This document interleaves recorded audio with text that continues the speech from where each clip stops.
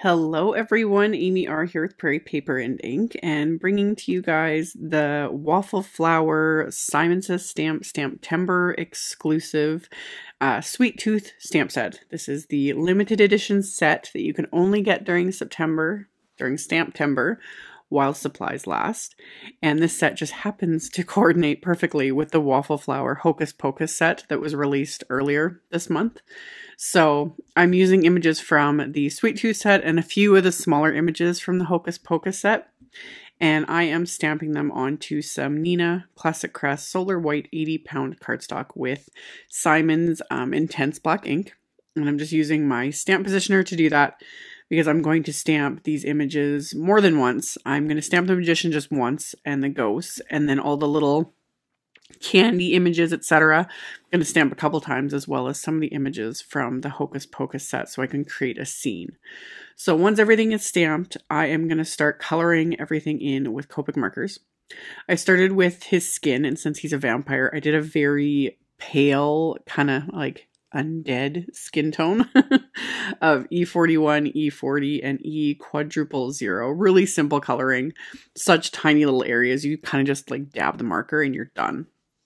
The most involved I was the blacks and the reds for this. So to do black, I always like to use generally cool gray markers. I never use my black Copic marker. It's too intense. It just drowns out any stamped lines. So I like to use the cool grays, and I just start with the dark one and kind of work my way lighter to give a bit more, depth and definition to everything. So this is one of my go-to combos for anything that technically would be black is C9, C7, C6, C4. And I'm just moving my paper around and trying to color everything I was planning on coloring in that color. It just makes things go a little faster. So I do, every single image with the first shade of the cool grays and then the next one, etc., etc. And I usually work light or darkest to lightest. I just find for me, it's a little bit faster, especially with small images. It's pretty quick and easy. I don't feel the need to go back and forth and really blend everything because it's small. It just kind of blends itself. So I did all of the, black areas. And then for the reds, I'm using R27, R24, and R22. These generally blend pretty well on smaller areas, but his big cape, once I start blending everything with the R22, it's not blending as nicely as I'd like. So rather than picking up the R24, you can just touch the tips of the markers and pick it up that way.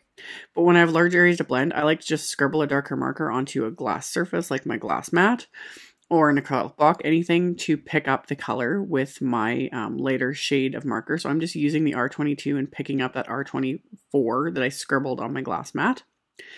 And then I just scribble off my lighter marker onto a piece of scrap paper or onto my glass mat there, cleans it off. And then to clean up my mat, you can either wipe it off or I'll use a little drop of hand sanitizer, cleans it up, we're good to go. So after I did all my reds, I'm going to start in with my yellows. Again, just like shifting my paper for each image so that I can just add in all that color. And of course, I've sped this up during the editing process. I always say this. I wish I could color this quickly. It would be so fun. Like some days it would just be nice to be able to color super fast.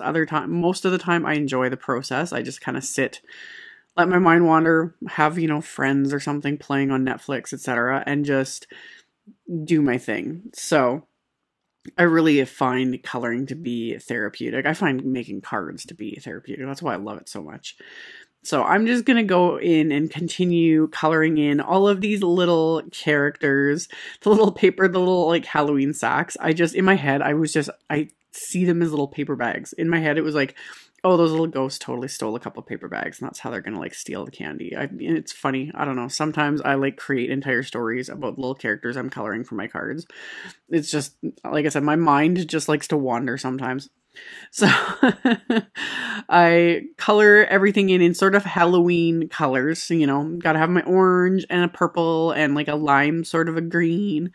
And coloring all these candies just completely just fun, bright colors. And then once I have all of my coloring done, I am going to go in with BV20, which is a very kind of purpley gray color. I really like to use that for shadows. I like to added it to the little ghosts just to give them a little bit of definition. It just adds a little extra dimension to images without being too overpowering. And then after that, I added my highlights with my Uniball white gel pen, the 10, the really thick gel pen. I love this pen.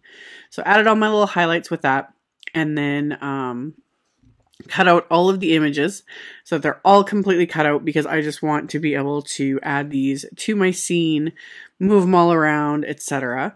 So there's coordinating die sets for both of these, and with the Sweet Tooth set you can get it, it is limited edition, but you can get it as a combo set with the dies, or you can get it just the stamp set.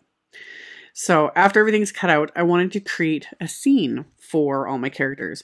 So I've got some Simon Says Stamped lavender cardstock here, and then I have this MFT mini cloud edges stencil, and I have 2 shades of distress ink. I have Dusty Concord and Hickory Smoke. I was just that really Halloween sort of sky idea with, you know, gray and purple.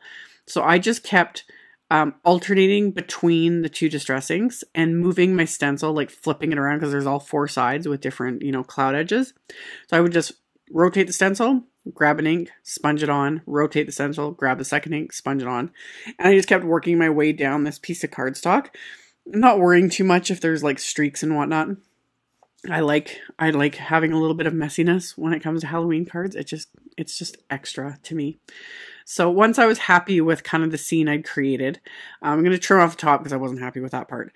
And the black cardstock I die cut with Lawn Fawn Stitched Hills backdrop wafer die. And then I have to add some splatter. I have to. So I have some Picket Fence Distress paint here. So just a nice little white paint, and I'm just going to splatter that onto my background. And then I'm going to make sure that's completely dry, and then I'm going to splatter on Black Soot Distress paint.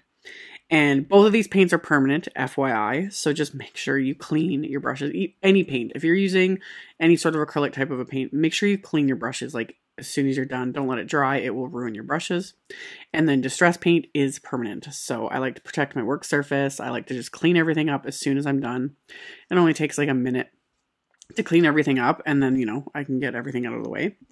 So got everything clean, got everything dry, adhered that to my black die cut cardstock here, and then I kind of assembled most of the elements just to give me an idea, and I wasn't sure where I was going to put my sentiment.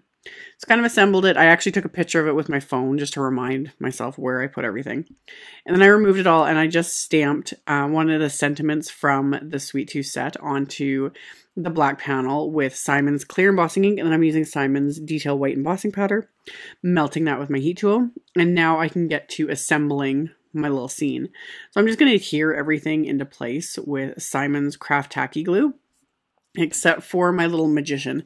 Him I'm going to pop up with some little 3D foam squares just to give him a little bit extra. So he's kind of popped up there walking along, tossing candy everywhere he goes. And I'm just like tucking everything kind of, you know, in the background. Have that little cat and the broom from the Hocus Pocus set flying in the background. That just kills me. I love the cats in that set. So tucked in the little pumpkins and the little candy all over the place. Just kind of sprinkled it pretty liberally because I'd stamped all the candy pieces like 3 or 4 times each. So adhered most of it to this card front, and this card front is A2 size, so it's going to completely cover my card base, which is heavyweight white cardstock. And I just adhered that to my card base with the Craft Tacky Glue as well. And then on the inside of my card, I wanted to adhere the remaining images that I had, as well as stamp a sentiment, the sentiments from the Sweet Tooth set. And then I was going to stamp this little spider web image from the Hocus Pocus set, and I messed it up and didn't stamp it very well at all. And I was like, I am not redoing this. I don't even want to try pulling the, you know, card front off because I'd already adhered it. So I just re-inked the spiderweb stamp multiple times. I would stamp it off a couple times here and there just to get lighter images, and just kind of did a very messy. It's like a whole bunch of cobwebs going on here. So just stamped a whole bunch of them to kind of cover up the fact that I messed up and I really wasn't happy with it. So I got it all stamped and created a cluster, and I was like, okay, this I can work with. So I stamped the little spider from the Hocus Pocus set and adhered the one I'd colored.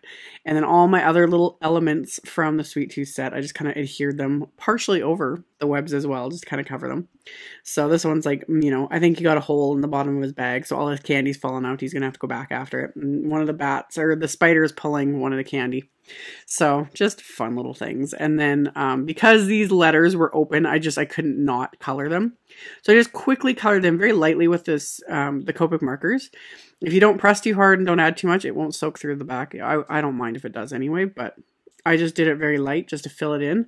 And that's going to finish off this card. So there will be links below the video to Simon's blog post with info about STAMPtember and this limited edition exclusive set. So check that out below if you're interested. Thank you all so much for watching and subscribing and thumbs upping this video. And I hope to see you all very soon in another one. Bye.